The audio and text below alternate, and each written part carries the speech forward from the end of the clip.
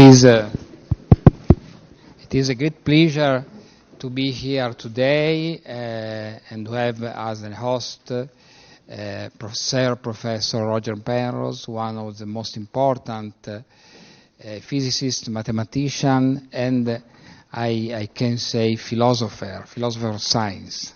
In the entry of Wikipedia, you can find Roger Penrose, mathematician, physicist, and philosopher of science. And for our category, philosopher of science, it is a big honor to have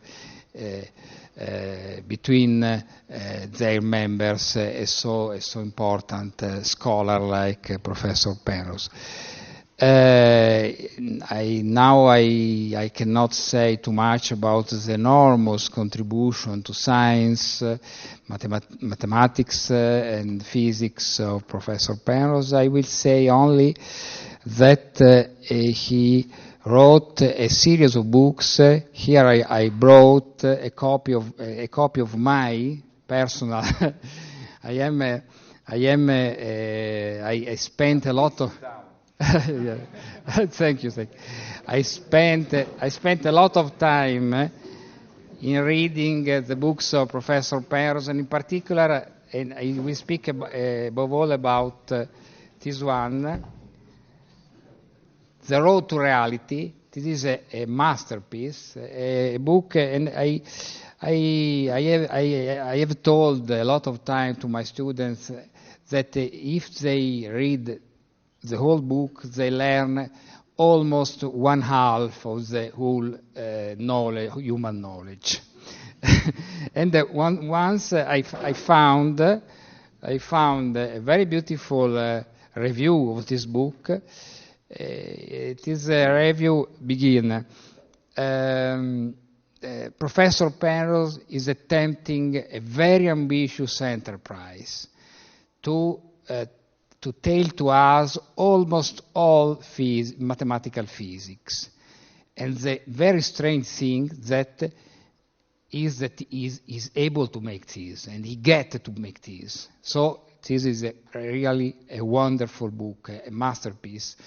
Not only for the very interesting new hypothesis that you can find inside, but also because this book presents a big part of our knowledge in a very beautiful way. I think that in all the world, many young students begin to study mathematics and physics because they read this wonderful book. I think that it is sufficient to say, to present the enormous personality of Professor Roger Penrose. Now I give the microphone to our Chancellor, Magnifico Rettore, Professor Vilberto Stocchi, and Vilberto will say something to you about his pleasure, about the venue of Professor Penrose, and he will give to Professor Penrose the Commandinian medal. You know that Federico Commandino was a very important mathematician and philologist that worked in Urbino in the first half of 16th century, was a point of departure from scientific revolution. His pupil Guido Baldo was the teacher of Galileo, so Commandino was a fundamental ring of the chain that brought to modernity, to our wonderful civilization. And I think that Professor Penrose deserves particularly this medal because he is one of the not so numerous physicists that pay a lot of attention to the history of physics. His books are full of historical observation about his discipline, and the deepness of his reflection about physics is also accompanied by this very interesting historical aspect. So I am very happy to be here this day, and I give the microphone to our magnificent. I have the microphone. You have. Okay. First of all, I would like to express my gratitude to Professor Sir Roche Penrose for being here today for this significant event. It's a great honor for us, for our university, and I am very, it's a great pleasure to give you the medal. That's very kind.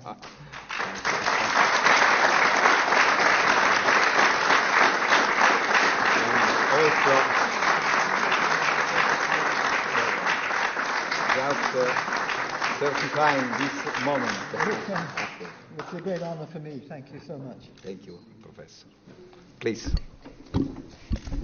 Well, I just learned that Galileo's teacher. I mean, what could be a greater honor? I can't think of one. Because Galileo has always been my real hero of science. Not just because of the great scientific work that he did, but of the tremendous problems he had in life, and to express ideas that went against the common view. So I've always felt somehow Galileo was my real hero. So it's my great pleasure to hear the connection with this medal, and that's fantastic for me. So thank you so much. I do appreciate it greatly. Thank you. Okay. I hope it was working. Do I have to say that all over again? I hope not. It's working. It's working. Oh, would you like me to say it all over again, or no? Yes, no, it's working. Oh, gosh. I was only saying how greatly honored I am to receive an award, and I gather that he was Galileo's teacher. I just learned that now. And what could be more of an honor, because I've always been... Galileo has always been my great hero, my greatest hero amongst scientists. And his hero was not only for the outstanding thing, and so many different things he had contributions to. I remember it being in a meeting of the International General Relativity Congress, which meets every 3 years, I forget exactly, and it was in Florence. And everybody around the table was saying something about what Galileo did, you see. And they went around the table, somebody said, you know, the principle of equivalence, that big and small rocks drop at the same speed, and one thing after another. And all these things had to do with the foundations of Einstein's general relativity. And when it got round to me, I thought, it's all used up. What can I say? But then I remembered that the speed of light is absolutely crucial to relativity theory.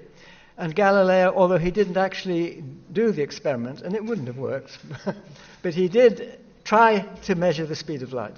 So I gather he explained how he would do it, and it was somebody later on who actually repeated what Galileo had suggested. So the fact that the speed of light traveled with the light traveled with a finite speed, and that this was something that Galileo actually had set out to try to measure. And in fact, the first measurements of the speed of light were done by, Roma was it, on the moons of Jupiter, and the moons of Jupiter, after all, were found by Galileo. So again, we have something where his great contribution was to see these moons and to realize that they went around Jupiter, and the time delay between Jupiter and the Earth, you can see how they move, and that how they move is delayed by a certain amount because of the speed of light. And so people were able to calculate the first reasonably precise, not enormously accurate, but reasonably precise measurements of the speed of light. So Galileo was indirectly responsible for that too. So I was just explaining how honored I am. If I could be the teacher of somebody like that, I would be even more tremendously honored. So thank you very much. I do appreciate it enormously.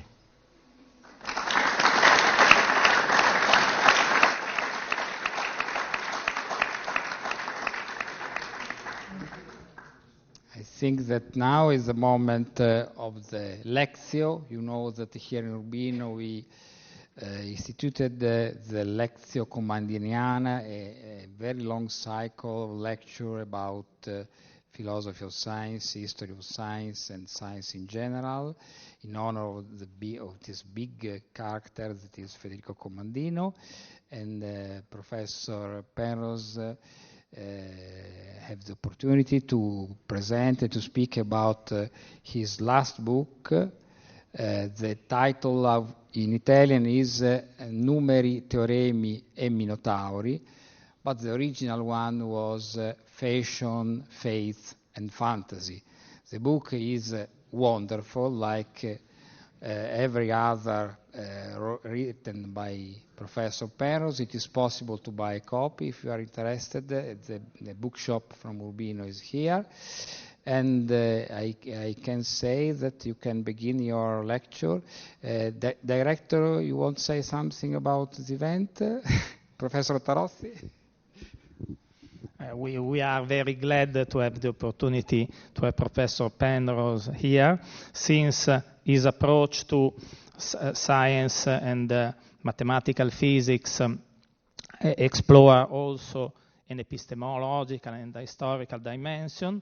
That is precisely what we try with less success to do with our group in Urbino, and for this reason, this is a very great honor, the acceptance of the Commandinianae medal by Professor Penrose, and to have him here for his lecture.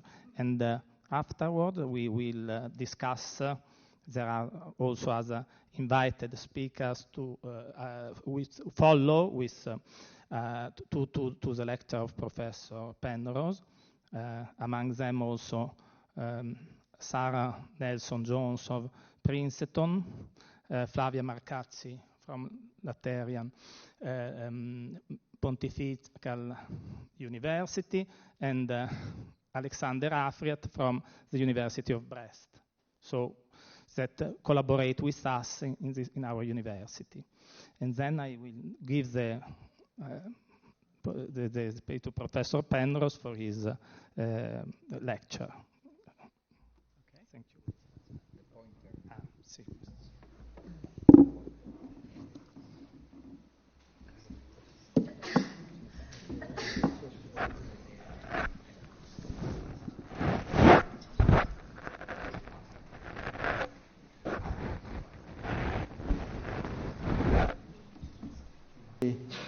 Status that these theories had achieved.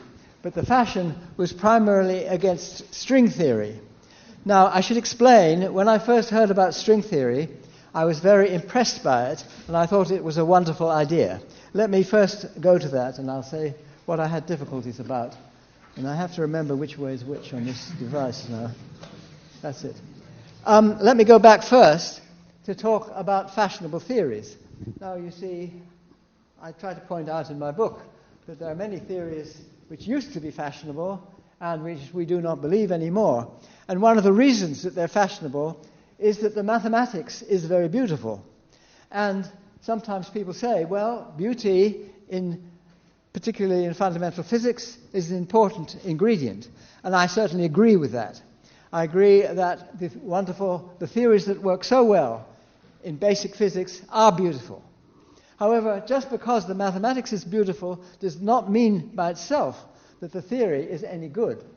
You see, when you go back to Platonic times, the times of Plato, I'm not sure exactly when these ideas came about, there were these four elements, and the four elements were, as you can see them here, and I have to remember which is pressing the button to make it shine the light. The top one, yes. These were the then-known four regular polyhedra. The tetrahedron, which represented fire. There was the octahedron, which represented air. There was the icosahedron, which represented water, and the cube, which represented earth. And these were meant to be the four elements. When I first started to learn a little more about these things, I thought it was pure fantasy, but there is a little bit of support, and it's a little exercise for those in the audience. If you take two sticks and you rub them together, what can you do? Well, you see two sticks, they're made of solid material, where the two sticks are cubes. And if you take two cubes, you can cut them up, and to make them into two tetrahedra, that's the fire that you make, and the smoke, which is the octahedron. So a little exercise. See if you can cut up two cubes to make 2 tetrahedrons and an octahedron. That's the only prediction I know in this theory. Of course, the other problem was that somebody went and, rather a nuisance, and discovered the dodecahedron when there were only supposed to be 4 elements. So they had to think of another element which corresponded to the dodecahedron, and that is somehow the ether or the cosmic material, which seemed to the ancients to be something different from the material that constituted the substances that we are familiar with on the Earth. And so this represents the cosmic substance. Anyway, there you are. You sometimes have to modify your theory in a way to fit in with new things you discover about it. Okay, well, that's not really what I want to talk about. It's just to say that beauty could be an important element, but it doesn't mean your theory is right. Now, what is the basis of string theory? Now, these pictures represent what are called Feynman diagrams. Now, if I were a particle physicist, my time would be going from... I'm having this trouble now. Time would be going from left to right. So it would be going this way. Whereas in relativity, and that's my main subject, time goes from bottom to top. So there's a little arrow at the side which says time is going upwards, and these represent particle processes. So here we have 2 particles coming together, making a third, which splits up and makes them others. So each of these represents basic processes like that. And each one of these diagrams stands for a mathematical expression. And you fit them together and you make more and more complicated expressions, and together they represent what actually happens in the world. The snag, however, I should say that Feynman diagrams are extremely important and are a bedrock of particle physics and a lot of science. However, one of the main troubles, particularly when you have the one at the end here, where you have loops at the far end, this is to say this one, where you have little loops, that you work out the mathematical expression, and the answer you come to is infinity. And infinity is no good, because it's clearly not the real answer, so you have to have all sorts of tricks to get rid of the infinities. And this is an important part of quantum field theory. Find tricks which enable you to get rid of all the infinities that occur in these diagrams. But then the idea of strings came along, and let me explain. I said one of the basic ingredients, I should say, was Gabriele Veneziano, who was a physicist of great distinction, still is, and someone I have a lot of respect for and like very much. And he was noticing certain mathematical expressions that come out of these diagrams, and these could be encompassed in the idea of strings. You see, you have to remember that the previous diagrams were little lines, and you have to think of that in space, those lines will be the history of a point as time progresses. So if instead of a point, you had as your basic thing a little loop, then the history of that loop would be like a pipe. And then you can imagine pipes joining up in ways like this. Instead of having the awkward places where the lines come together, and the singularities, in a sense, come about from that, here you have a nice smooth transition between one of these pipes and the next pipe and so on. And it seems that you get nice finite answers, not infinite ones, with these nice diagrams. And so when I first heard about them, I thought, yes, that's a very beautiful idea, and maybe a true idea. But what was not so good, as far as I was concerned, is people found that they didn't work if space had only 3 dimensions. So space had to have, so the theory went, initially 25 dimensions. So space and time together would be 26-dimensional. And I didn't like that. Not just I didn't like it, I have no objection aesthetically to 26 dimensions, although I think 26 is a rather implausible number, but that's not the point here. The problem I have was that why don't you see the extra dimensions? Well, the official explanation is something like this. You have to imagine a hose pipe. So here we have, it's a sort of metaphor, if you like, for the string theory. And suppose you're a long way away from the hose pipe, it looks like a one-dimensional thing, just one dimension. But you get very close, so you get your magnifying glass, and you look at the surface of your hose pipe, and you find that surface is two-dimensional. But if you're a long way away from it, it looks one-dimensional. So the idea of string theory was that, okay, the real space-time has 26 dimensions. That's like the surface here. But when you stand away and look at it on a big enough scale, you don't see the extra dimensions. They're all curled up, small. And so all the whatever it is, 20, all the extra dimensions that are wrapped up are there, you don't see because they're small in a sense. They're tied up. And this is the reason people present. There's another argument that people presented, and that is that shortly after Einstein produced his theory of general relativity, a magnificent theory where space-time are combined together into a curved space, and that curved space has to have 4 dimensions. It was discovered, you see, Einstein's theory was describing gravity in a beautiful way, a very, very fantastic way, and there was a mathematician called Kaluza, and he found out that you could describe gravity and electromagnetism.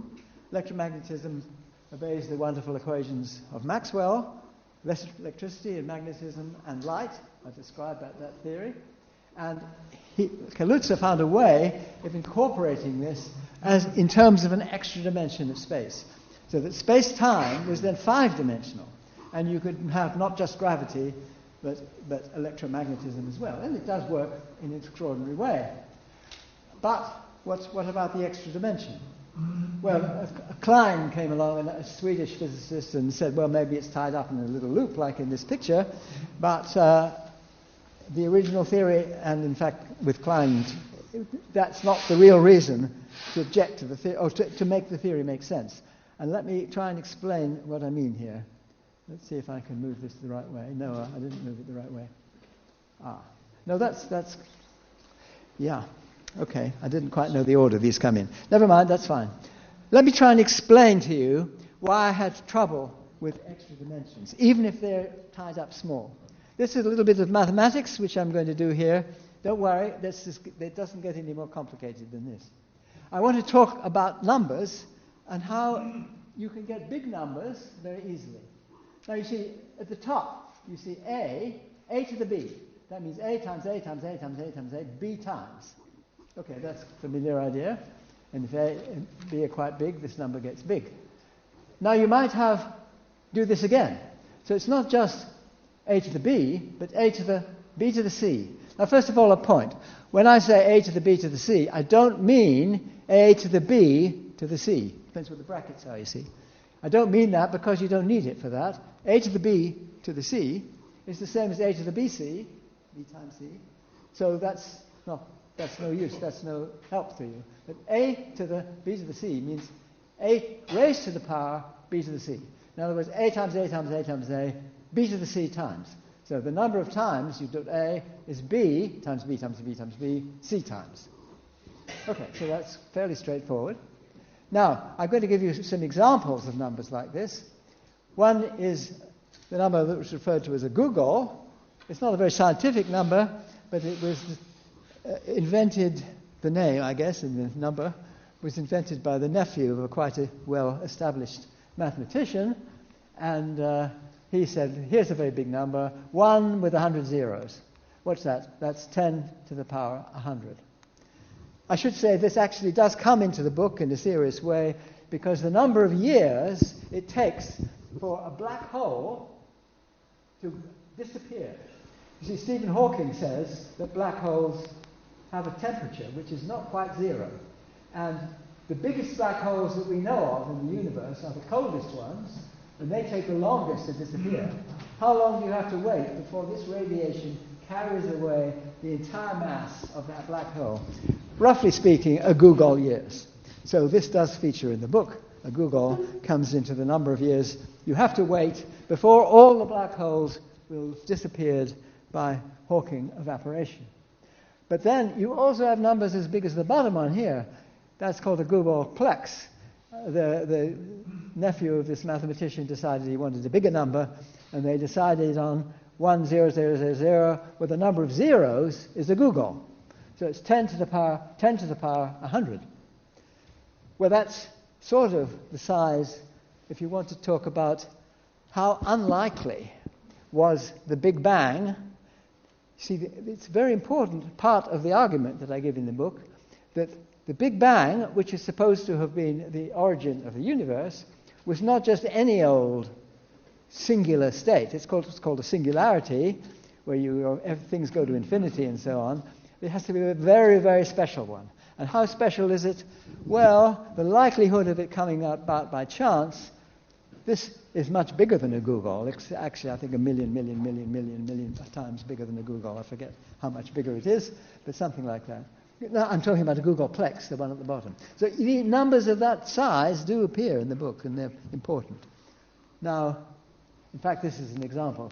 You see, the number I'm talking about is 10 to the power 10 to... Yeah, the point I'm making here is that if you have A to the B to the C, like that, A doesn't matter much. You can change A to something else. It doesn't make much difference. And here's an example. If you have 10, so what are you having? 10 to the power 124, that's not very different from 2 to the power 10 to the power 124. So if you change the one at the bottom, it doesn't make much difference at all. But if you change the one at the top, that makes a huge difference. That's important for what I will say in a minute, but this is just an example, because this number I've written down here is more or less like the improbability of the Big Bang having the special character that it actually had. So that is an important argument that is made in the book, and I just want to show you here. Okay, so what am I going to do about this? Well, I'm going to talk about numbers now where they're not just ordinary numbers, where we're talking about positive integers, 1, 2, 3, 4, up to numbers like this. I'm talking about numbers which are continuous. Now, some of you may know about the theory of infinite numbers, which was due to Cantor, a very important theory, but that's not what I'm talking about. I only mention it really because I'm showing it's not what I'm talking about. And those of you who know about it will perhaps know that if I have how many numbers are there, you see 0, 1, 2, 3, 4, that number, is that bigger, is that smaller than the number of pairs of numbers? You say, I suppose let's have two numbers. Two numbers, A and B, and each one of those could be one of the numbers 0 up to infinity. Are there more of those or not? Well, Cantor says, no, they're the same number of them, because you can count by this zigzag, you go backwards and forwards like that, so you just count all the numbers that way, and that's the sort of thing Cantor was doing. Now, what I'm trying to say is that's not what I'm doing, because it has to be something more continuous. You see, you have these big jumps. If you go from here to here, I can't see quite what I'm pointing at, but if you go from, at the edge, say, you go to the next one, from here to here, you have to go all the way down there and all the way back again. So although the pairs are very close, the numbers themselves are not very close. So it's not a continuous description. Okay, so that's just to get that idea across. But now I'm talking about infinite numbers. Now, can I talk about infinite numbers and A to the B and A to the B to the C? Well, let's say the sort of thing I mean. I should say that it does make good mathematical sense. It's not so familiar as Cantor's stuff, but it is familiar, I should say, partly due to the Italian geometers. The Italian geometers, people like, now the names go out of my head at the moment, but there were many very distinguished Italian geometers, and they used to play around with infinite numbers like this without thinking. And it makes good sense if you do it right. And Severi, I was thinking of. Severi was a very distinguished mathematician, geometer, and he was one of the people who developed these ideas, and you could talk about infinite sizes of infinities in the continuous sense. So this was an important piece of mathematics. But also the French mathematician Élie Cartan, who developed these ideas in a more general context. So I'm saying you can talk about infinite numbers where I raise infinity to a number. And to get the general idea, suppose we have a curve, and you might say, how many points are there in the curve? Well, I would say infinity to the 1. It's just one-dimensional. If it's a surface, it can be curved or flat, it's infinity squared. You need two numbers to describe it. If it's three-dimensional, you need three numbers, infinity cubed. If it's infinity to the n, an n-dimensional space has infinity to the n numbers. And you can make sense of that. Okay, but I want to go a little further than that. Remember I had A to the B to the C. Where does that come in? Well, that comes in when I'm talking about fields. Actually, let's do it here. Suppose I have, at the top here, we've got a graph. I'm talking about functions. So how many different functions are there? Suppose there are A possible values going upwards. Imagine it's discrete, A possible values, and B values going this way. So how many different functions are there? That is to say, graphs. Okay, you will see, well, the first one can have A possible values. The second one can have A. That's A times A. The third one A. Fourth one A times E times A. B times. So it's A to the B. That's the number of those functions. Now we make that infinite. So how many functions are there? Let's make them continuous. If you've got a space A dimensions for the number of parameters you need, and B for the space.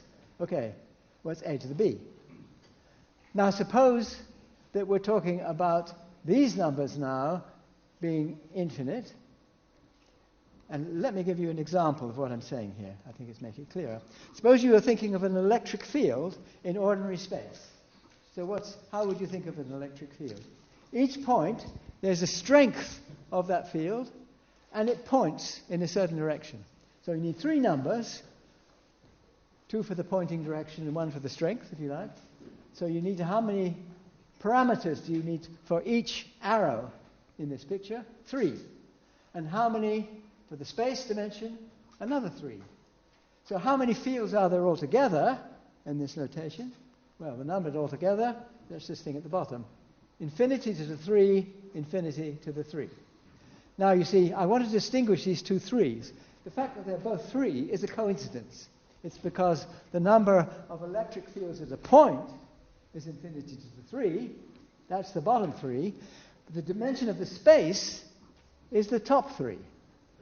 And what I'm trying to say is if you have A to the B to the C, it's the one at the top, which is the important one. And that's the dimension of the space. So it doesn't matter much how many components your field has. The important thing is how big is the space. And I said when I worried about having dimensions bigger than 3, the worry was this.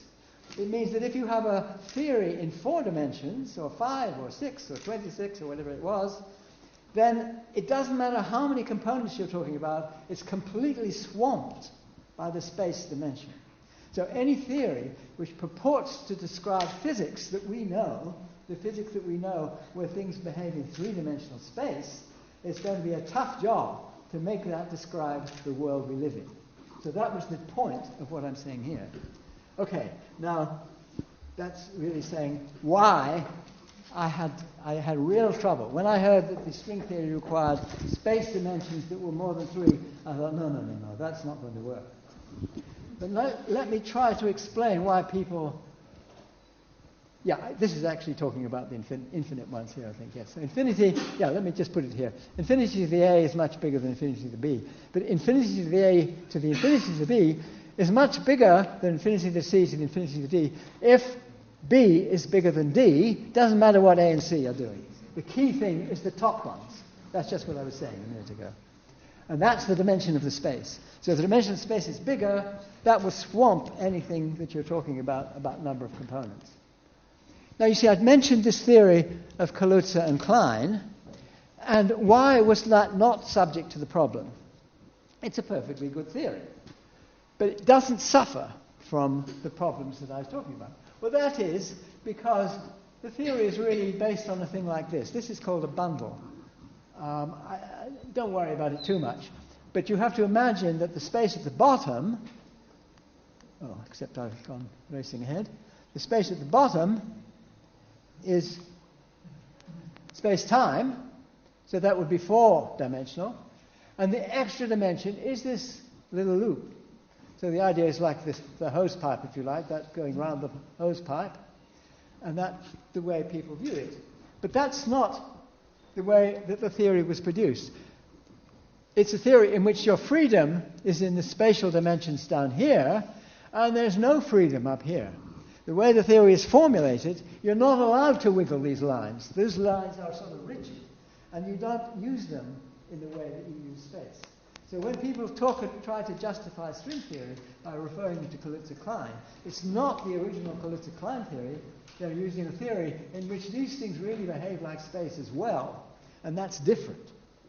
So I try to make the point that it is a different thing. This is just an example of bundles. I won't bother you with that. Let's go ahead. This is just an example how functions can be generalized to spaces of higher dimensions and so on. But it's really the thing at the bottom, which is the dimension of the space, and the Kaluza-Klein thing is really in 3 space dimensions. So it's not a problem for this. Now, you see, people often said sometimes that, okay, this is how string theory gets around your problems, they would say. If you want to excite the extra dimensions, it's all to do with quantum mechanics, you see. In quantum mechanics, you can't just wiggle the extra dimensions. You can only do it sort of discretely. And so they say, well, you would need an enormous amount of energy to excite one of those extra dimensions. And so I say, oh, I see. Well, I see what you're saying. How much energy is that? Well, they say it's such a huge energy, it would be far beyond the kind of energy that we have in accelerators. The LHC accelerator is pretty big energy, but it's nothing compared to what you'd want to have.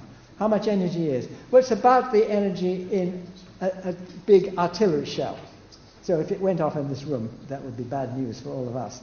But it's that much energy in a single particle. So they say, okay, that single particle is never going to get up to that much energy. I don't quite see never, because you might imagine some time in the future, but that's not the point. The point is that if you did excite that extra dimension with that energy, it would be for the entire universe.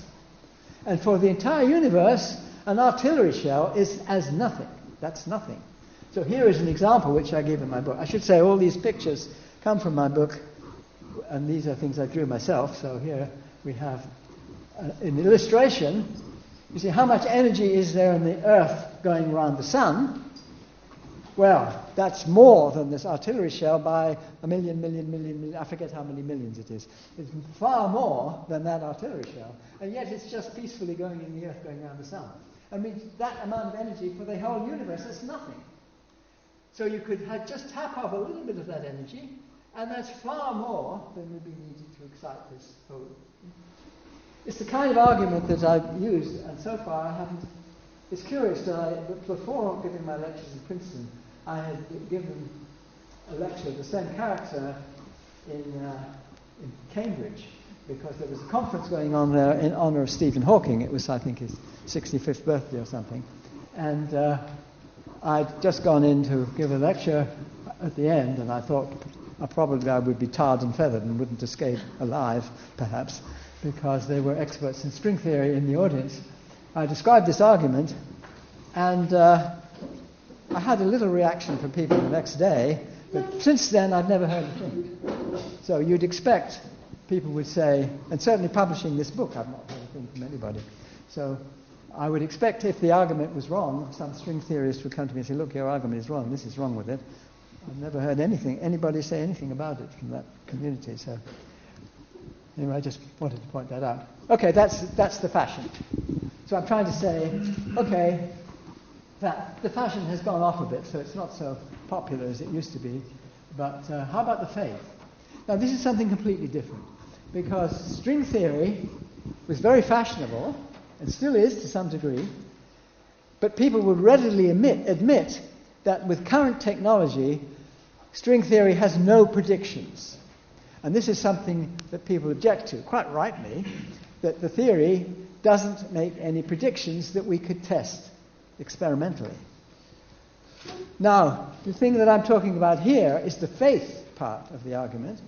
And the faith part of the argument is something quite different. It's quantum mechanics. And quantum mechanics has a vast number of predictions, confirmations.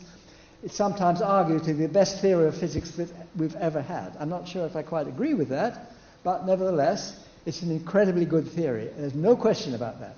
And it's confirmed again and again and again. But I'm trying to make the point that the fact that it's confirmed again and again and again gives people the feeling somehow that it must be true. I'll come in a minute to one of the reasons and I have trouble. But this is just to explain, basically, the basic ideas of quantum theory. And it comes in, I should say, to the Fineman diagrams too, because, well, here is what's called a two-slit experiment. Here we have an electron gun, say. It fires electrons at a screen through two slits nearby. Now, first of all, you might close up one slit and have the other one open. You shoot the electrons through. Each time it hits the screen, it makes a mark. And there will be a scatter, but largely concentrated in this central strip, which is going straight through the strip. Close that, only open the other. You have a very similar pattern, moved over just slightly, but hardly at all. And so that's with one slit open. This is with the other slit open. What happens when you open both slits? Well, you might imagine you just have this pattern together with that pattern.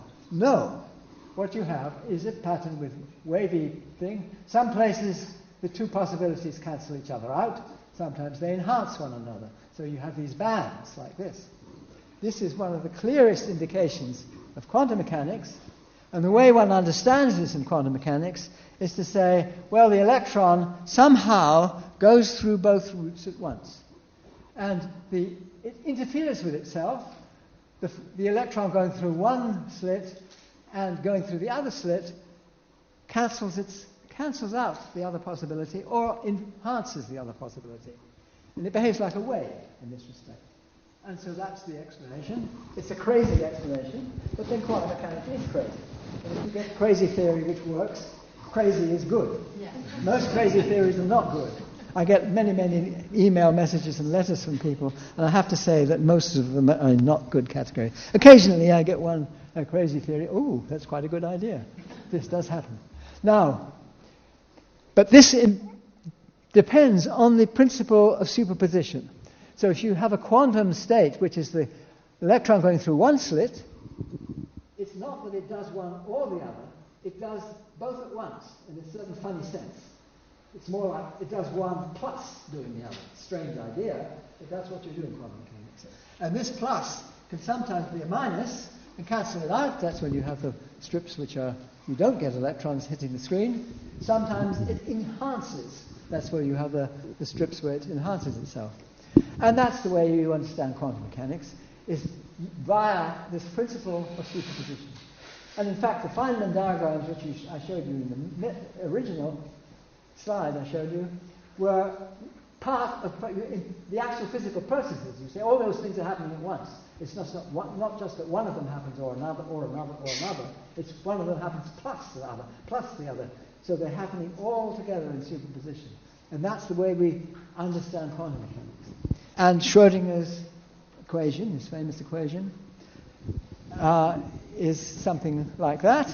And you've probably heard of Schrödinger's cat, where the idea is, in his example, he had a cat which was dead and alive at the same time. It was a superposition of the dead cat and the live cat. Well, I have a slightly more humane version of Schrödinger's cat, a bit more like the two-slit experiment, where the cat is like the electron, and there is food in the room here, and the cat is going through to get food. Now, you see, here I have two doors, and the doors are opened by a little device here. You have what's called, well, here is a laser which emits a single high-energy photon, light. This is a thing called a beam splitter, which reflects half the light and transmits half of the light. And you understand this by the photon going this way and going that way at the same time.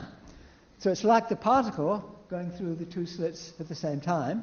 It doesn't do one or the other, it does both at once. And the photon goes this way and this way. If it goes this way, this detector opens door B. If it goes this way, it opens door A. And if you follow Schrödinger's equation says, yes, what happens, according to his equation, is that the door A opens plus the door B opens. So they're both happening at once. And the poor confused cat has to go through, you can see the cat is beginning to be split into two, and it sort of divides itself into a cat going through one door and a cat going through the other door. So it's like the two-slit experiment. So I give this as an example of the faith. If you have the faith that quantum mechanics takes you from the levels of particles right up to a cat, you're in trouble.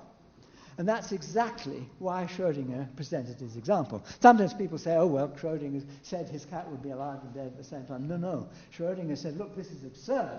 That's not what happens to cats. We know what happens to cats. If you did that experiment, the cat would be either dead or alive. But how do you get that into the theory of quantum mechanics? The faith is that you would still have these superpositions at the level of a cat. Schrödinger was one of the skeptics. He was a skeptic like Einstein. He was a skeptic, I would say, like, well, de Broglie was a skeptic. Even Dirac, the great British mathematical physicist who really formulated the ideas of quantum mechanics in the way that physicists all use now. He was a modest man and hardly ever expressed his views. But if you find the right place, and there is a quote in the book, you can see that Dirac regarded quantum mechanics as a provisional theory, and someday a better theory will come along. So in my book, I try to make suggestions as to where a better theory might come along. And, well, first of all, let me explain the mermaid here. This came about because a few years ago, I was invited by the Hans Christian Andersen Society to give a lecture. This was apparently every year they had a lecture in honor of Hans Christian Andersen. It was coming up to his bicentenary or something, and I was a little puzzled. Why am I being invited to give a... No, I thought, oh yes, I wrote this book called The Emperor's New Mind, and this, of course, was a play on The Emperor's New Clothes, the Hans Christian Andersen story. And so I had to think, I won't use that one, I'll try and think of another Hans Christian Andersen story, and I was interested in the foundations of quantum mechanics, and after a lot of thinking and reading through a few of these things, I thought, the mermaid, yes, of course. I may say there were various points in the lecture I gave which are not featured here. I'll describe this in a minute. One of them was the poor mermaid. At one point, she was in a bad state because as soon as the sun came up, the first ray of the sun would hit the mermaid, and when it hit her, she would die. So I thought, well, why don't we put a beam splitter between the sun and the mermaid, and so the photon coming from the sun would be split into going one way and the other way, and so the mermaid, we showed it as a mermaid, you see. So she would be dead and alive at the same time. But that's not what the mermaid is doing here. This mermaid is illustrating quantum mechanics. So it's a bit Danish, if you see various things going on over there. But the point about the mermaid is, and let me go to the next picture, the bottom part of the picture represents the quantum world. So we have a sort of entangled state of things, and everything is kind of entangled with everything else, and it's all full of strange creatures which we're not familiar with, and that's the idea. So I drew this with lots of strange creatures, and that represents the quantum world. The top part of the picture represents the familiar world, where you have separated objects, and it's something we are familiar with. So that represents the classical world. And what's the mermaid? Well, she represents the measurement process. You see, how do quantum things become classical? Well, the way it works in quantum mechanics, it's very strange, because quantum mechanics is a sort of a hybrid of two different procedures, and that's what this is illustrating. One is the world of this mysterious creatures below here, and the other is the other part of quantum mechanics where you make a measurement.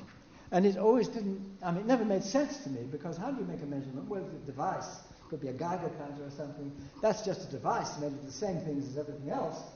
So why doesn't that behave according to the Schrödinger equation as everything else does? So the claim goes, well, something happens. So there's got to be something else involved, which we don't understand. So the mermaid is the mystery of what we don't understand. It's called the reduction of the state, the collapse of the wave function, and she transcends the laws of both. So she's both fish, the quantum mechanical part, and the girl at the top represents the classical world part. And also the picture is drawn in the sort of way to be a little bit paradoxical also. Although she's in the foreground, she's really looking down on the world, and she's conveying to the classical understanding of the world something obtained from our understanding of the quantum world.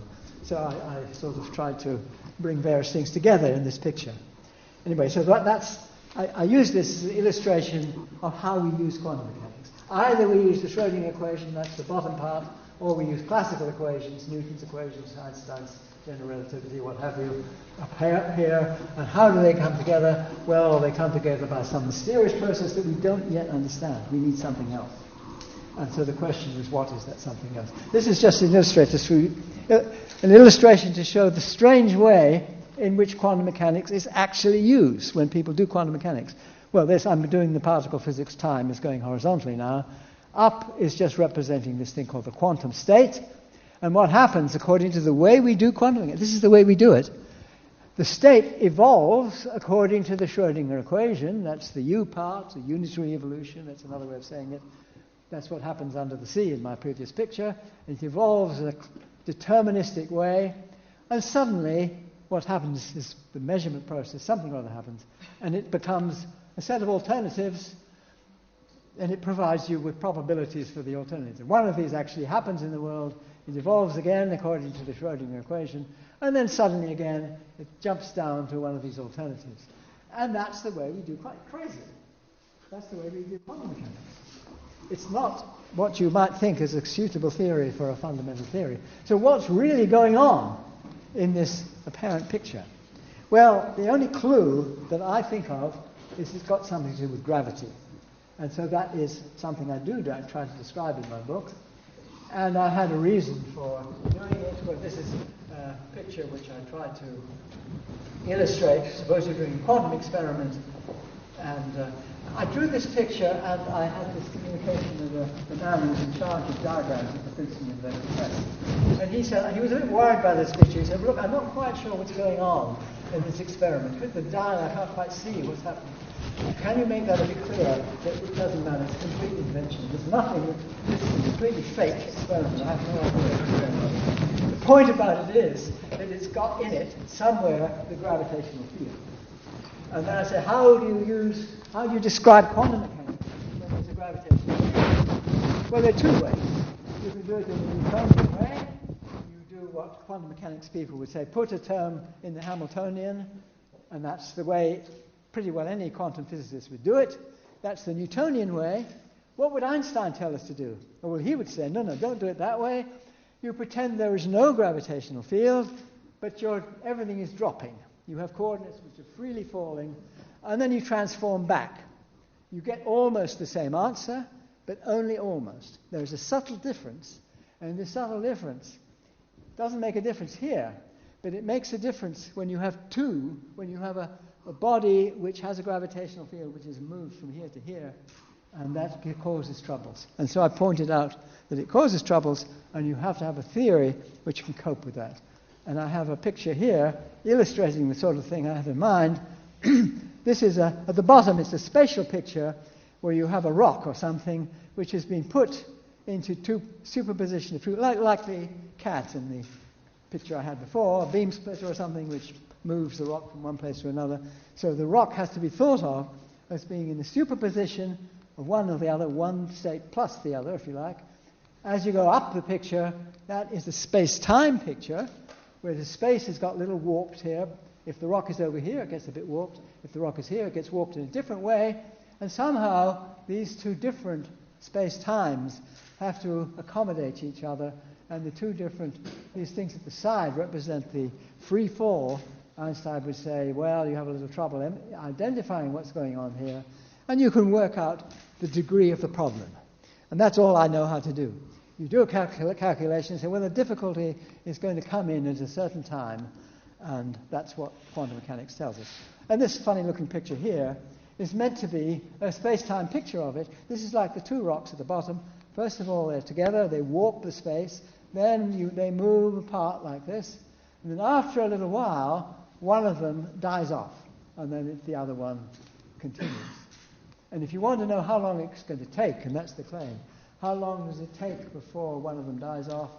Well, this is the whole region of space-time is of the order of what's called 1 unit, an absolute 1 something of order 1 in absolute units. If those of you who know what absolute units are, that will tell you. Let me not worry about too much about that.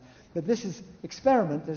I have a colleague who Dirk Bouwmeester, who works in Leiden and in the Netherlands and in Santa Barbara in California, and he's trying to develop an experiment like this, where you have a laser which emits a photon, beam splitter, split into going this way and this way.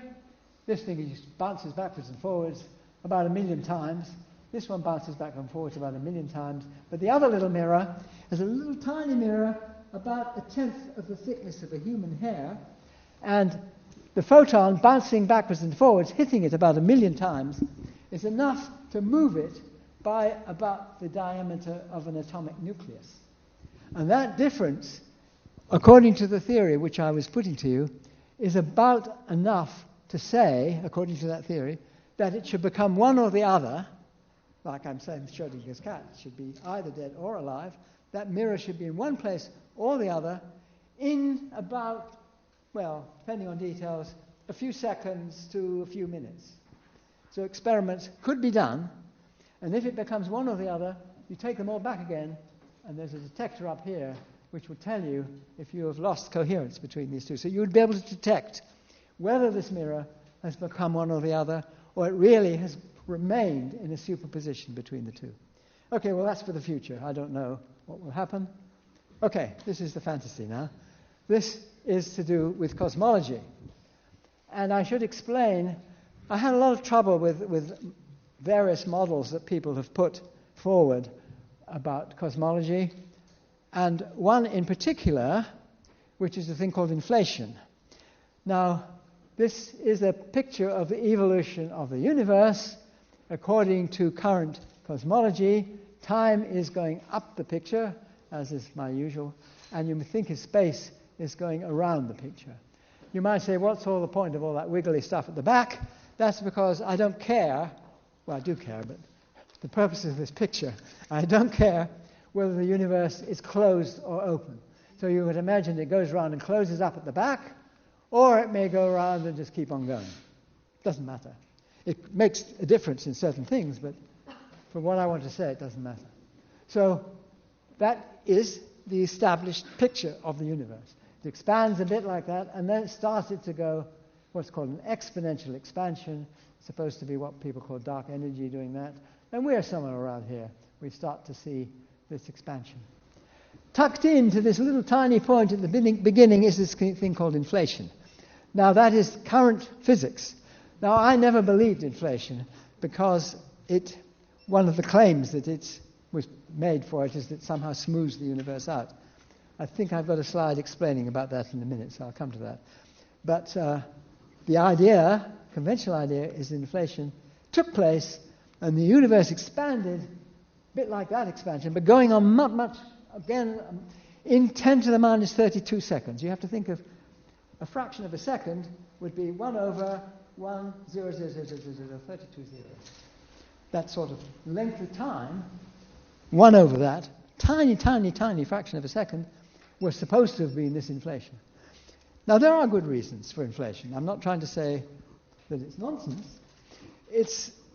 I can see where it comes from, but it doesn't do the smoothing out. Another thing, there's no good theory for the field that's supposed to do the inflation. It's called the inflaton field, made up. You might think that word is a clever word. It's called inflaton. It's meant to be the one that produces inflation, but it's not any other particle that we know about. And the potential function, I just took these pretty well randomly out of the web, just to show you that people don't really know. I mean, they've got different ideas. You simply draw this curve and make it do what you want. I'm just trying to point out how arbitrary it is.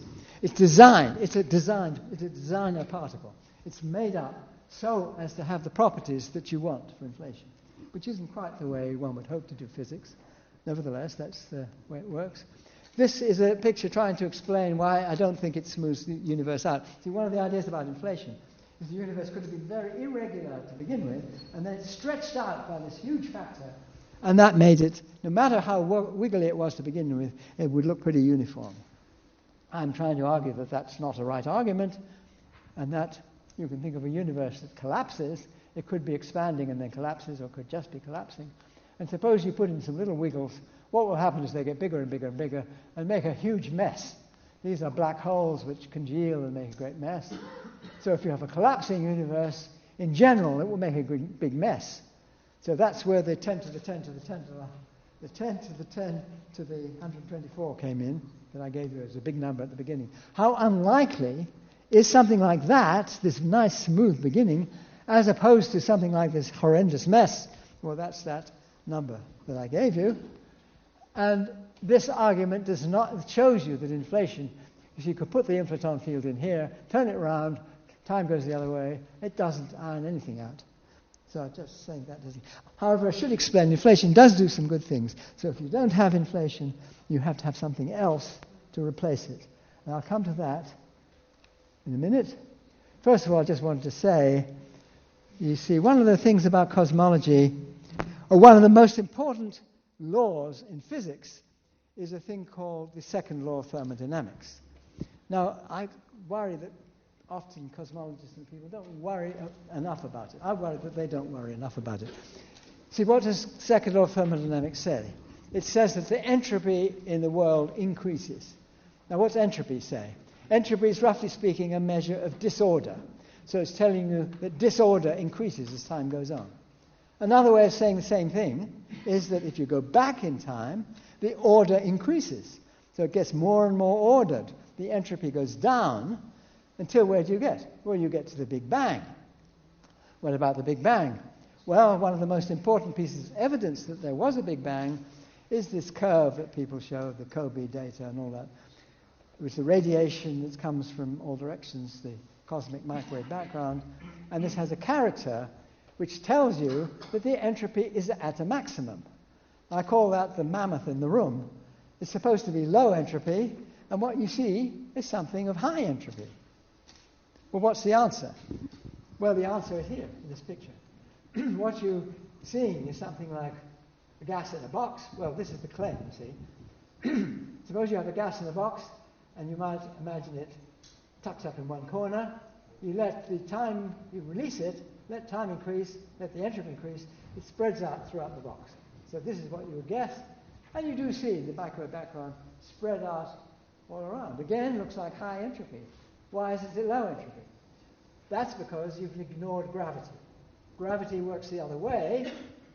Suppose these were a gas in a box, suppose they're stars in a galactic scale box. They all start to gravitate, clump together, produce galaxies, or produce clumps, and black holes. And as this goes, this is entropy increasing. What you actually see in the universe, a combination of this and this. This is telling you that with regard to everything except gravity, the entropy is very high. Gravity, completely different. The entropy is very low. That, to me, is one of the most puzzling things about the universe. Why is it this imbalance between gravity and everything else? Everything else is completely thermalized, high entropy. Gravity is the one thing which differs from that picture. And do you have a model which makes that difference? Inflation doesn't make that difference.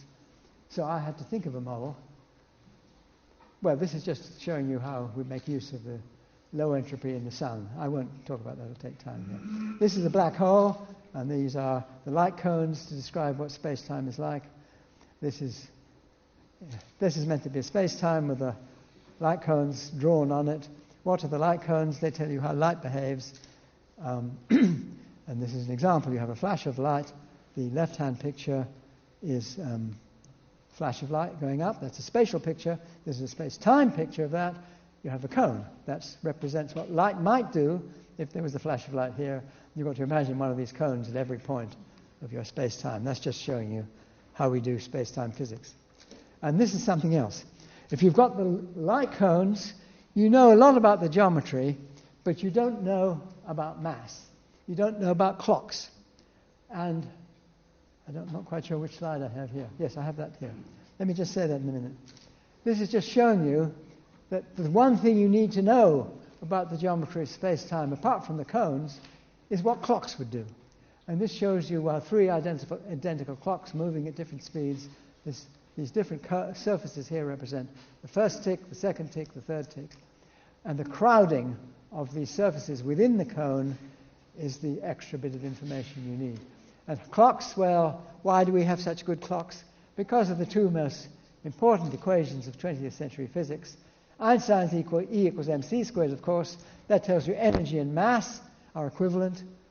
Planck's E equals h nu, or hf, or something. H is Planck's constant, just a constant. The nu is a frequency. So Planck tells us energy and frequency are equivalent. Put the two together, that tells you mass and frequency are equivalent. So any particle, a stable particle, is a clock. It's a tremendously precise clock, and this is it ticking away, and that gives you the scale. Well, probably a lot of you came here with GPS and so on, where they work so well because times are so precise. It's a beautiful example of a piece of apparatus which depends both on quantum principles and Einstein's general relativity. It wouldn't work without both those theories. So the GPS is a good example of how the theories of physics, when you get them together the right way, they make devices which can be extremely useful. Okay, that's just a little bit of dogma that I'm giving you. Okay, now you see, let me go back a bit. What's the point of this argument? I'm trying to say, I pressed something which I shouldn't have pressed, evidently. Will this do it? Yes. I'm trying to say that if you just have these cones, you don't have the scaling. That's what's called the conformal structure of space-time. I think something needs to be pressed, but never mind, I'll go on. Now, if you have the clocks as well, that's the full geometry. I pressed the wrong button at some point, and so we need to unpress it. Thank you. Yes. Okay, so the cones without the surfaces in it, that's what we call conformal geometry. I'm going to give you an example of conformal geometry. Very nice example of what's called since I'm in Italy, I should definitely call it by its right name. It's the Beltrami conformal picture of hyperbolic geometry. People call it the Poincaré disk, but that's historically incorrect. It was due to Beltrami. The trouble is he had lots of representations, and this was only one of them. But it's a conformal representation. You can see that nicely. You see the fish live in this geometry, the black ones and the white ones, and they have nice circular eyes. And you see their eyes remain circular no matter how close you get to the edge. The black fish think they're the same however close you get to the edge. The white fish, they're the same as each other, the edge. In their geometry, this boundary represents infinity. And it's a conformal picture. That means you can squash and stretch the size, but you must only squash and stretch isotropically. So if you squash, you've got to squash the same amount this way as you do this way. So the round eyes remain round no matter how much you're squashing. But the point about this picture is you can represent infinity. And that's what Escher does very nicely in this Beltrami conformal representation of hyperbolic geometry. Now, I want to do the same thing, but to space-time. And then I can squash down infinity. So imagine, first of all, that before this surface B, so time is going up, but time is behaving also a bit funnily. Time is going up, but we missed... Oh dear, I haven't mastered this. This is the infinity of our universe, so we move down here, say. And what it's saying is that you can squash infinity down, like in the Escher picture, and it's very smooth. And you could imagine stepping outside that. And you could only do this if there's no mass around. So the idea is in the very, very remote future, you wait in years and years, Googles of years, all the black holes are gone, nothing is left basically but light, photons. And photons have no mass, you can't make a clock out of photons. So as far as photons are concerned, infinity is no big deal. It's like the boundary of the Escher picture, and you can imagine quite consistently they could get out. So that's the wild idea I'm saying, that the photons could get out beyond infinity. Okay, change your mind again. Think now about the past. I can't remember what's on the next slide. Well, yes, this is really jumping a bit. Let me go to the past. I really want the picture of the universe. Here we go. Okay, the Big Bang. Now, I said that was a very, very special state. Only when it's a very, very special state I can do the opposite trick. My colleague in Oxford, Paul Todd, had this very nice way of describing how special the Big Bang is. That is to say, you could stretch it out. It's the opposite trick of squashing infinity down. You stretch out the Big Bang. And you can only do that if the Big Bang is one of these very special 1 in 10 to the 10 to the 124 things. Only those very special ones will it work. So the idea is our universe is like that. You can squash down infinity, stretch out the Big Bang. Well, there were massive particles around the Big Bang, so how can I do that physically? I can do it because the temperature gets so big near the Big Bang that the motion of the particles is the dominant part of their energy, and the mass becomes completely irrelevant. Therefore, they behave like massless particles. Therefore, they're no good for making clocks. Therefore, it's the conformal geometry again, which is the relevant one. So here's my wild theory. The wild theory is not only can you squash the Big Bang, that's if we're below the line, but suppose we're now representing us above the line, that is stretching out the Big Bang.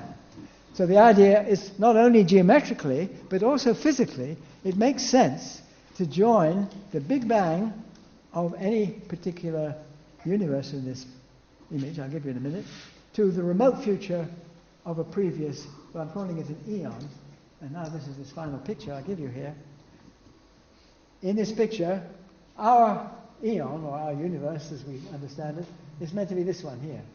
This is our Big Bang right at the beginning. This is our remote future, which we're beginning to see. The universe doing its exponential expansion.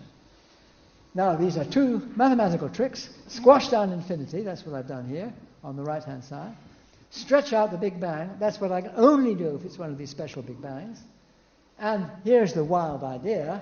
The wild idea is that our eon was the continuation of a previous eon, and that was a continuation of a previous one. Our remote future will become the Big Bang of another eon. And these go on and on and on, perhaps indefinitely, and that is the cosmology that I'm trying to plug and do describe in the book. Of course, you might say, well, how will we ever know? Well, you might know, actually, because, and this is a claim I'm making, and I also claim that there is evidence that it's true. Of course, saying this too loud, I will get into trouble with some of my cosmologist friends, but I believe there is evidence. I was asking myself, is it possible for a signal to get through from the previous eon to our eon? So I tried to think of what's the most violent thing I can think of, not so violent as the Big Bang, but apart from that, what's the most violent thing I can think of? Okay, our galaxy has in its center a black hole, which is about 4 million times the mass of the Sun. We are on a collision course with the Andromeda galaxy. Don't worry, it won't happen for a few thousand million years. But we are going to collide with the Andromeda galaxy. It has a black hole in its center, which is a good deal bigger than ours. I think, I forget the figure, something like 40 times more bigger than ours. That's a pretty whopping black hole. When they collide, there will be this galaxies. The black holes will miss, they won't hit each other, but they will feel each other out. And if they don't feel each other out the first time, the galaxies will slow down and come back again. They're going to keep, and then they will settle in a great mess of these two galaxies. And the black holes will feel each other out, go around each other, and eventually spiral into each other, and kaboom. A bit louder than that. Well, it's not something you can hear, actually. They produce this explosion. These are the gravitational wave things that people were talking about, but not at that scale. An explosion in the form of gravitational waves, which will be a huge emission of energy. Now, the thing is, according to this scheme, in the eon prior to ours, I'm going to switch it off, haven't I? Oh, no, that's it. In the eon prior to ours, that one, if there was an explosion like say something like the Andromeda Galaxy and something like our galaxy in the previous one, that will make an impulse of energy which will cross over here into a form which takes like it won't be gravitational waves on this side. It'll be a form where the dark matter picks up a signal, and this signal can be seen by us here. So you can get signals across, and that makes a good test of this theory. I'm making the claim that we already do see these signals, but there's trouble trying to convince people on the side of conventional cosmology. So thank you very much.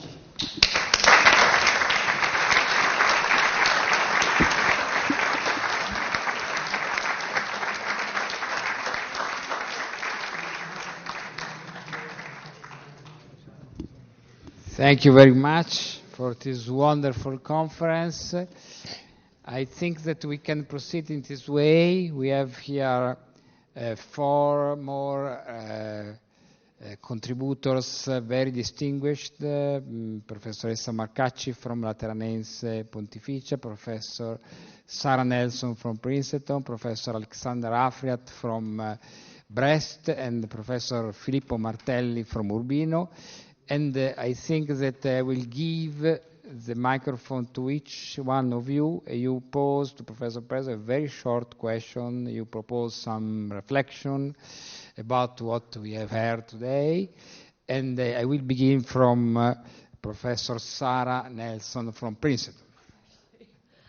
I'm not a professor, but I was at Princeton and went on to Oxford, where I met and collaborated with Sir Roger. Actually, we met in Princeton, and before I ask a question, I would first like to say that it takes a certain kind of person to write a book such as this, to have the kind of courage to stand up to unfair criticism, misunderstanding, with such great cheer, in the tradition of Galileo.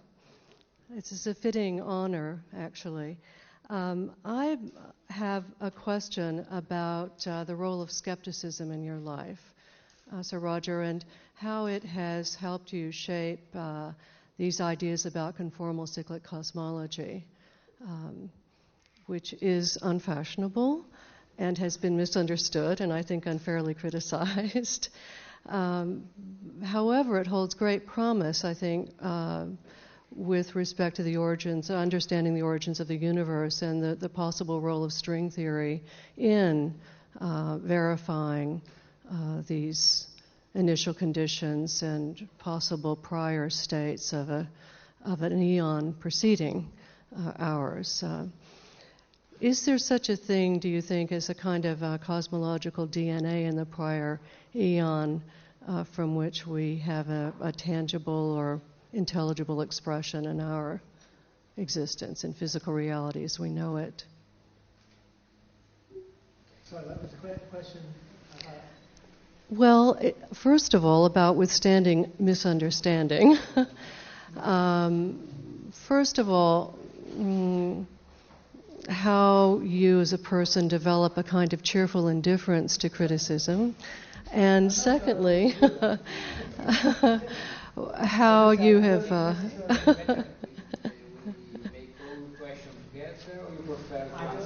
I think I will forget the questions. And so, tell us a bit more about conformal cyclic cosmology, if you will. I would say that when I wrote The Emperor's New Mind, I was very naive, and I thought, well, maybe nobody will pay any attention to it at all. But then when Martin Gardner was kind enough to write a foreword to the book, I thought, well, maybe people will pay some attention. But what I was not prepared for was the vitriolic comments that came from all sorts of directions, I may say. Some of them quite unexpected as far as I know. Some were a little bit expected, but I was trying to say that there was something in conscious thinking which was not achievable by means of computers, and that intelligence and consciousness was something quite different from computing. And of course there is a society, many people who believe, the computers are so clever, they can beat us all in chess and even Go and things like that. And so they are cleverer than us, and therefore we might as well give up because they will take over the world. And my view has always been that, no, they're pretty stupid, really. And all the cleverness that goes into it is in the programming. And yes, there are a lot of clever people who have put programs in to enable them to learn and this and that, but they haven't the faintest idea that they're doing what they're doing. In fact, they haven't any faintest idea because they're not even conscious. So this was the point I was trying to make, even before the scale of computers that we have today. So I was putting forward a view which I knew was, and that was the reason I did it. I had the idea that I would write a book sometime in my retirement, but then I heard a radio program in which Marvin Minsky and Edward Fredkin were talking to each other very much from the perspective of the strong AI, that is to say, believing that computers are all you need to know about to achieve what a human brain can achieve. And I thought, look, this is very far from my own position. I'd better make this known. That was the point. I thought, since I hadn't seen it anywhere else, I should see it making. But I thought the arguments were pretty rigorous, and I was very surprised by the vitriolic comments that often came. So I wouldn't say I was impervious to these things, but then I wrote Shadows of the Mind, so taking all the arguments that I'd heard and putting them down as queries, and then addressing all these queries one after the other. And then people were making the same complaints afterwards, and they, well, what's the point, you see? They didn't seem to have read these things. There were a few slips. Of course, there's always going to be slips of one kind or another. I think, as far as I'm aware, these slips were corrected in later printings, so it didn't make much difference to the argument. But I suppose it's, when you say equanimity or something, I was saying I don't get disturbed by these comments. It's not true. I do get disturbed, but I guess I've got a little bit hardened because of the earlier book. But with the case of the fashion, faith and fantasy, I'm almost alarmed how little I've got of that. I mean, why aren't the string theorists up in arms and complaining about this and that and the other thing? It's more like being ignored. It's not like having people... In fact, in a certain sense, that's worse, because the cosmology is similar. Absolutely, people pay no attention to it. And I don't know. It needs something to... It's no good having observations which seem to confirm it. Well, in Princeton, I think they don't quite yet understand. They don't understand it, but then I can see that. I mean, it involves ideas. Also, there's certain ideas in it which require a bit of sidestepping from ordinary views on certain things, like rest, mass, decay, things like this. There are things which theory needs, which are a little bit unconventional. But I should say that there are lots of cosmological schemes which do get a lot of attention, which are much further from current physics than my scheme is. My scheme takes Einstein's general relativity and does not change it.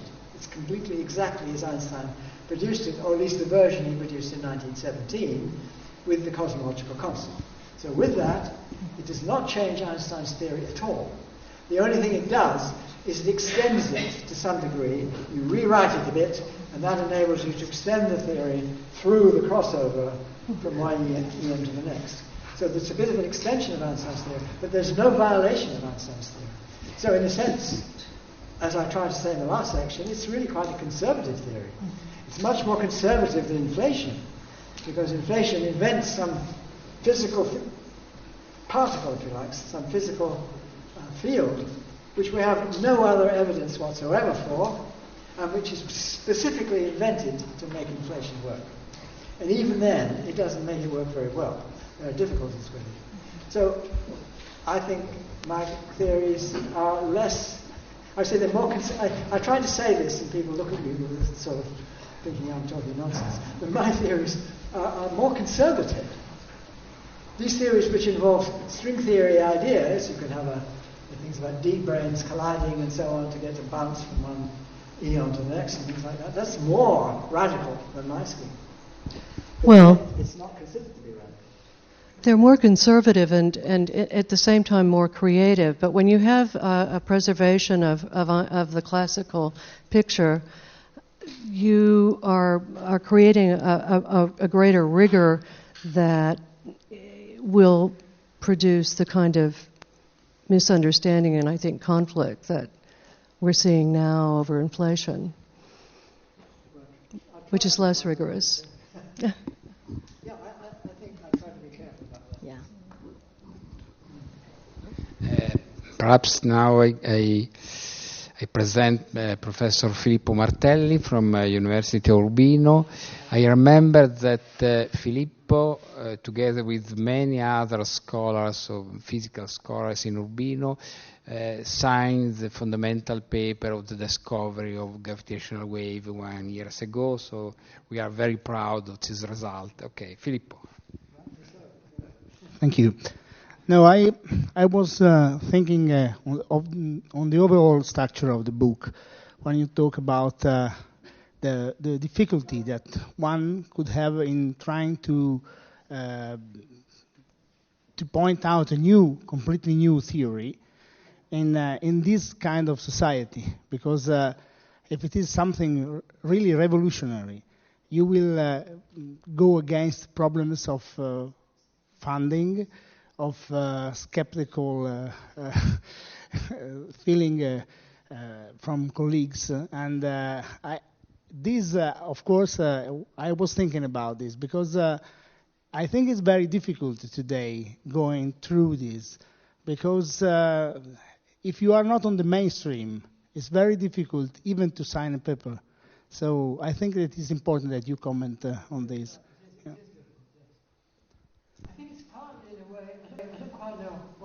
The internet, in a certain sense, you might think it gives an opportunity for people to present theories which are revolutionary in one way or another. But the trouble is there's so many of them that people pay no attention to them. And it's more, in a way, I think that the fashionable ideas, in a sense, reinforce each other. Partly just because there are so many. And therefore, why should I look at this theory rather than another theory? Okay, no, I'll go to the one which everybody else is going to. And somehow it enhances the following of fashion rather than what you might think was going the other way. I think that's perhaps what you're saying. So you say that a PhD student could never achieve his degree if he tries to go against everything, because, I mean, nobody will support him. That is very difficult to do. I think that's true.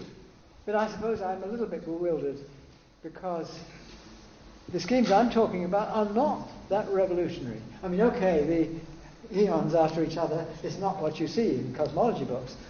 But the physics, talking about it all, is pretty conventional physics.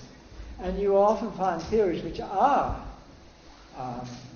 considered more by the cosmology community, are much more against conventional views. They may use string theory ideas, extra dimensions, these things called D-branes, colliding, and so on.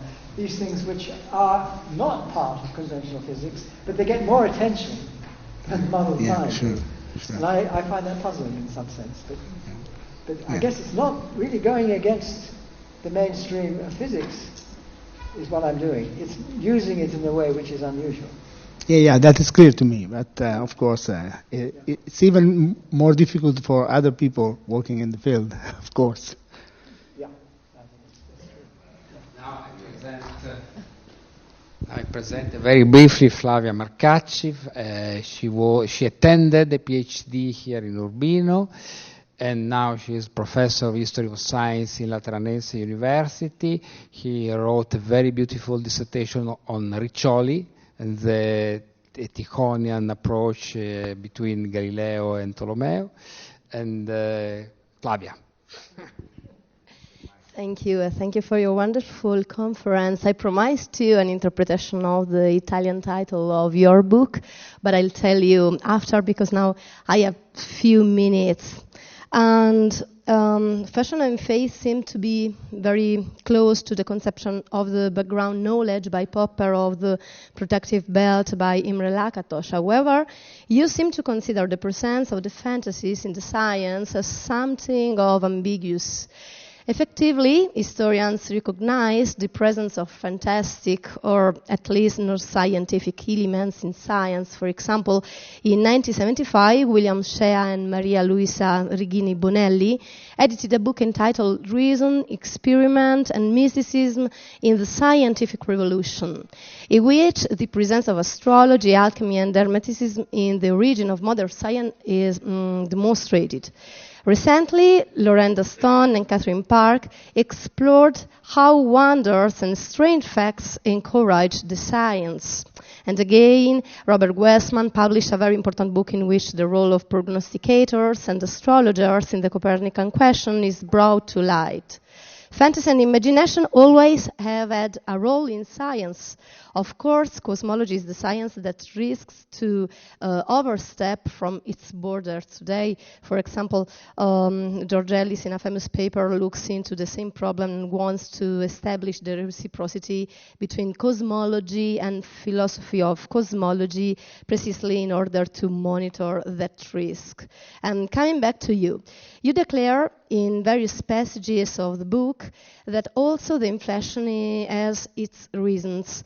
And it is not only a question of fantasy. Even more, you give an example of fantasy when you write, we do not expect that in the universe in which we live, white holes exist in fact as they would represent a heavy violation of the second law. Nevertheless, it is entirely legitimate to introduce them into the considerations above to calculate the degree of specificity of the Big Bang, since those states that violate the second law have to enter into our considerations. So my question is, according to you, a good and bad fantasy seems to exist. If so, are there criteria to distinguish between them, between bad fantasy and good fantasy? Thank you. It's quite true that when I gave the title in Princeton, I was thinking about fantasy, about cosmological theories, which I simply thought were too fantastical to be true. Yes. And in the meantime, I developed my own scheme, like this one, and I thought, well, this is pretty fantastical too. So, as you say, it's a question of distinguishing, as I was claiming, good fantasy from bad fantasy. So I changed my tune a little bit. That is to say, originally I was thinking, oh, well, fantasy is meant to be a pejorative term. It's a bad thing to have fantasy. But then I thought, no, it's not, because my theory is fantastical too. Yeah. But it's not just that. Then I thought, well, quantum mechanics is fantastical. Ideas of black holes are fantastical. The idea that, I think one example I mentioned in the book, which I'd read, there are these galaxies. There are two galaxies, and one of them, see, the black hole in the center produces these beams of particles. And one of these was aimed at another galaxy, as though it was an intergalactic war between galaxies, you see, firing these things at each other. So, of course, I don't believe it is an intergalactic war. But somehow we see around us things which we do believe in, particularly in quantum mechanics, which we do believe in, and they are fantastical. See? I think in a way it's sort of, I would say it's almost the fault of quantum mechanics that these fantastical ideas turn out to be right. But it does mean that we have to worry about the limits of the fantasy, and we have to find good control over the theories which are fantastical and see if they really do make sense, whether they hang together and if they are not calling upon ideas which are really too wild and without support. So it did change my interpretation of, in just the way you were describing, in my interpretation of the word in fantasy, that yes, what we want is good fantasy. Yeah. Fantasy is okay as long as it's the right kind. And I think that Minotaurs, in the title of the book, in the Italian title, is the monstrosities inside the big labyrinths of scientific theories. Thank you. Yes, thank you. Now I introduce briefly Alexander Afrat. You know very well. Alexander Afrat now is visiting professor to our Department of Pure and Applied Sciences. He is professor of philosophy in the University of Brest, and is beyond Majorana, Ettore Majorana, is the only Italian scholar quoted in your fundamental book, La strada che porta alla realtà. And together he wrote a book, Alexander, with Franco Selleri, that was now disappeared. Unfortunately, it was the teacher of Gino Tarozzi, so For us, it's a great honor that you quote this book in your volume. Alexander. Thanks. When I identified my name on the colorful poster, I wondered what exactly was expected of me. But I see that we're to ask you questions, so I guess I can think of a question. Well, I've been studying your books very carefully since the 80s, and well, this one that you've talked about has the serious defect of being very recent. So I have to admit I'm less familiar with this one than with the others. So I may say something or ask something concerning the others, or all of them maybe. Well, I've noticed reading your books and talking to your students and collaborators, we mentioned in the car George Sparling and Jean-Philippe Nicolin, and well, I'm very much aware of the centrality of complex numbers in your work and theories, and well, here you've mentioned them mainly in the context of quantum mechanics, their role in the expression of quantum mechanical coherence, phase interference, the role they have in quantum superposition, and hence quantum entanglement. And I suppose the role you see in that context is, shall we say, fairly conventional. But of course, you've also given an important role to complex numbers in space-time, and so your famous twistors rest on. So I suppose my question concerns the role of quantum mechanics here and there. So on the quantum side, we've heard, but they also have a role on the space-time side. And so do you see that as a role of unification, or is it a purely formal role, or is there something behind the formalism? I think that, see, many people, many of my colleagues have been concerned with what's called quantum gravity. And the usual view about quantum gravity is that we need to quantize gravity. And quantize means that you apply the standard rules of quantum field theory to whatever classical theory you're concerned with. So they say, well, gravitational theory, which we have this wonderful Einstein's general theory of relativity, and so therefore that, according to its general principle, needs to be quantized. And I tended to adopt that terminology myself, although never thinking that that's what I was doing. Because my view is really from a long time back, it's been very different. The thing is that people say, well, there are these singularities. In general relativity, you get places in black holes where the curvatures go infinite, and we don't know what to do. You get the singularity, we have no way of describing what happens. And this, they say, is very much like with atoms, and you have, according to classical physics, say a hydrogen atom, you'd have the nucleus, which is a proton, and then the electron going around it, and according to classical physics, it would radiate and spiral into the nucleus, and then produce a singular state. And that's not what happens.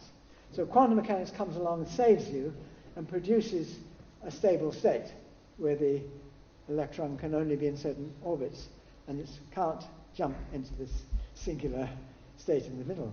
And they say, well, the singularities of general relativity will be treated the same way. We will get rid of those nasty things and produce a theory which is nice and consistent. But what they don't mention is that quantum theory has worse problems in itself. One of the problems is fully recognized, namely that in quantum field theory you get infinities, and that was one of the motivations behind string theory, as I said at the beginning, that we have these Feynman diagrams and you get infinities, and there are lots of places where you get infinities, and you have to get round that. And there are good theories, Klein in particular, took a view that maybe when you bring gravity in, and you'll get rid of those infinities. So that's a little bit like the other side of the coin. With quantizing gravity, you get rid of the problems of the black hole singularities, and you might get rid of the quantum mechanical divergent singularities by bringing gravitational corrections. But what they don't mention is what that poor mermaid was doing. She is representing the measurement process, which is a violation. I mean, it's one of these, not just a mammoth in the room, this is a brontosaurus in the room. I mean, in quantum mechanics, it's that zigzag picture I showed you, that you have unitary evolution, that is the Schrödinger equation, a continuous, smooth evolution of the quantum state, and suddenly, whoomph, you make a measurement and it does one thing. It doesn't follow that curve. It does something completely different. And then it follows up again and does this smooth thing, and then whoomph. So what's that got to do with anything? And I think people tend to shy away from it, and they say, well, there must be some interpretation of quantum mechanics that we're missing, and we've got to look at it this way or that way. Now, you see, my view had been in a union that we're trying to find between quantum theory and Einstein's general relativity. It's not quantizing. It's some kind of even-handed marriage. You've got to have a way with as much, at least as much, probably more, impact back on quantum mechanics. That the quantum mechanics will be the one that changes.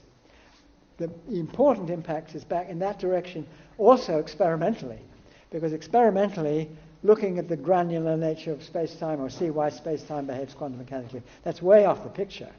Whereas looking for experiments where you might see evidence, I just hinted at that in my talk, evidence for bringing gravitational effects in, you might actually see that affecting how quantum mechanics behaves. So twistor theory was trying not to produce a quantized gravity. It never really was. It was trying to see what things in each area are reflections of each other in some way. So I was really saying, okay, and here's another, this is my secret reason. See, I had a public and a private reason for worrying about the extra dimensions in string theory.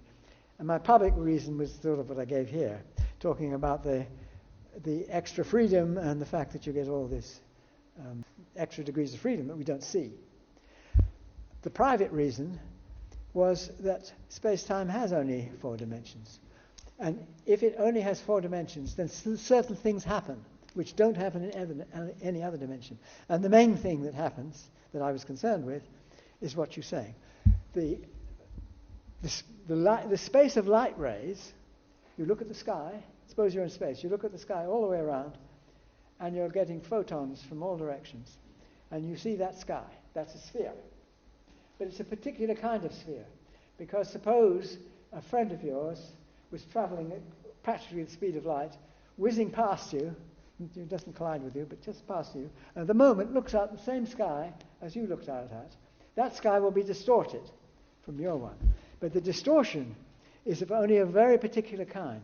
It's that same distortion as you would get if you use the complex numbers to describe that sphere, the Riemann sphere, with the complex numbers together with infinity, and it's those maps which take the Riemann sphere to the Riemann sphere are exactly the ones that you get in the Lorentz transformations. That's the distortion of the sky between those two. So you can see only with 3 space and 1 time dimension. It's the only place where it works. You see there are the role for these complex numbers. And I was very attracted by complex numbers when I was learning about these things as an undergraduate in London and learning about complex numbers and the magical properties that they have, and trying to see not how you quantize gravity or quantize space-time or whatever it is, but see clues which see that these complex numbers of quantum mechanics are playing a role already in the macroscopic geometry of space-time.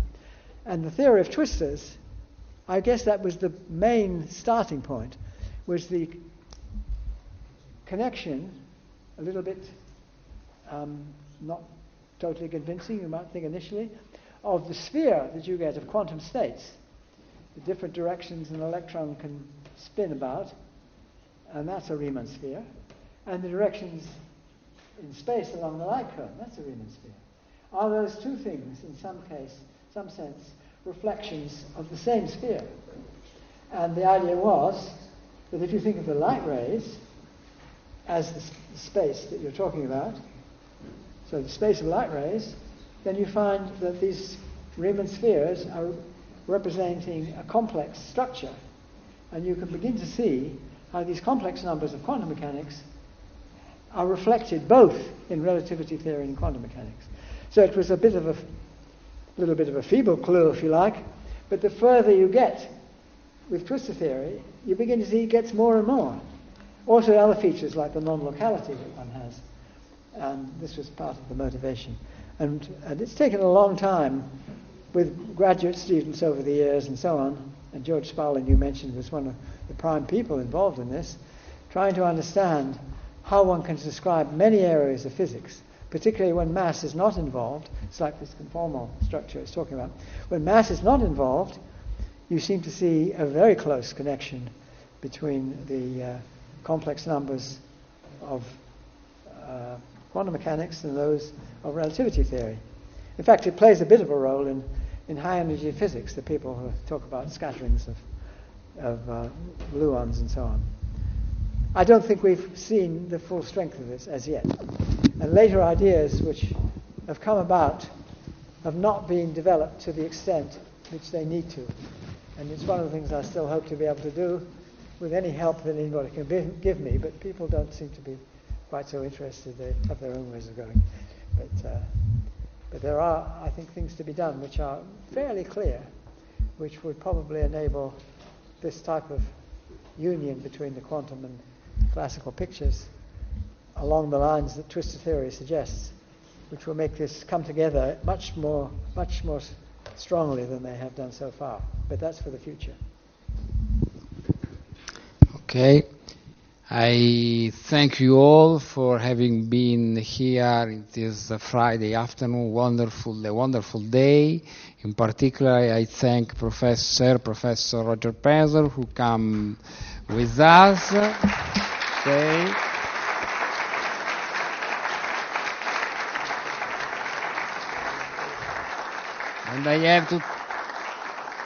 And I have to thank also our magnificent Chancellor who organized this wonderful day. Thank you to you all.